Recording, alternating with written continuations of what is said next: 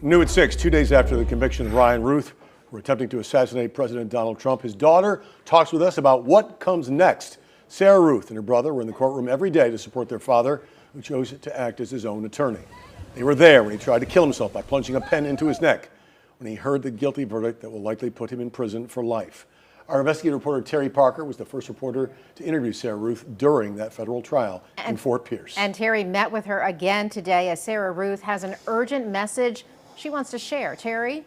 It was a dramatic 2-week-long trial full of compelling evidence. The semi-automatic rifle, the Secret Service agent testifying about staring down the barrel of that gun, a Good Samaritan witness flown by helicopter to identify the suspect, Ryan Ruth, as he made his getaway. The jury convicting Ruth on all 5 counts, but Sarah Ruth maintains her father, who represented himself, did not get a fair chance to explain his real motive, and she is desperate to find an attorney for his appeal.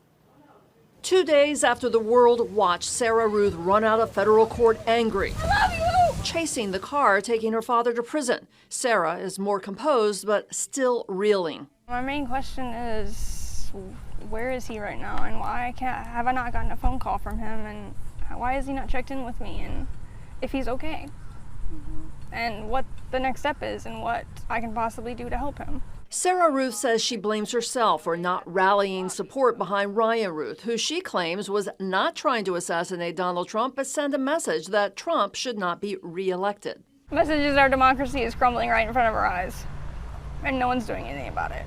And my dad tried to bring awareness to that.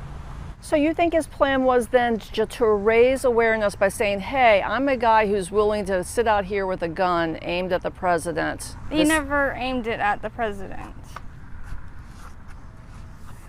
That's what I'm saying. He wasn't actually going to go through with it. And what about that shocking moment in court when Ruth stabbed himself in the neck with a pen as Sarah screamed out, he's trying to kill himself? It's not in my father's nature to do that. So I think he might have been just trying to draw attention to the fact that it was unfair and that he was stuck between a rock and a hard place and that something had to happen. Now Sarah is trying to find a pro bono appellate attorney to take on her father's appeal. So I would love to get awareness out and the word out to try to either raise money to hire one or hopefully get one that's willing to take it pro bono, because we, like my dad stated in court, we don't have any money. And as far as her message to her dad, now facing life in prison. I love you, Dad, and I'll do everything I can to help you and make sure you come home. And I reported last night that former Palm Beach County State Attorney Dave Ehrenberg believes that Ruth actually has a chance at winning that appeal based on the fact that he represented himself and, given his performance in trial, probably should not have, although it is his constitutional right to do so. His sentencing is set for December 18th. Terry Parker, WPBF 25 News.